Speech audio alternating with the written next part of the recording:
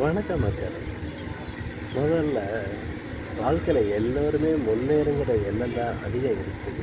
ஆனால் அதே நேரத்தில் மக்களின் மனசில் நம்ம நாட்டோட அடிப்படை சட்டம்னா என்ன அப்படிங்கிறத ஃபஸ்ட்டு தெரிஞ்சுக்கணும். அந்த அடிப்படை சட்டம் என்பது நம்ம யூஸ் பண்ணுற ரேஷன் கார்டு முதல், பான் கார்டு முதல், டெபிட் கார்டு முதல், ஆதார் கார்டு வரை எல்லாமே அக்குவேர் ஆணிவேரா ஓரளவுக்கு தெரிஞ்சிருக்க வேண்டும்.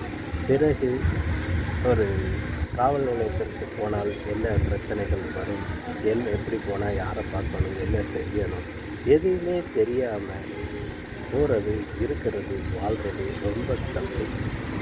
கடைசி நேரத்தில் அங்கே அடிக்கவா, இங்கே அடிக்கவா, ஃபோன் அடிக்கவா, வக்கீல் கூப்பிடவா இப்படின்ட்டு யாருக்குமே பிரச்சனைகள் வரக்கூடாது தான். ஆனால் பிரச்சனைகள் வந்தால் என்ன செய்வதுன்னு பதறத்திலேயே அங்கிட்டு ஓடுறது, இங்கிட்டு ஓடுறது, இதுலேயே டைம் எனக்கு எல்லாமே வேஸ்ட்டாக இருக்குது.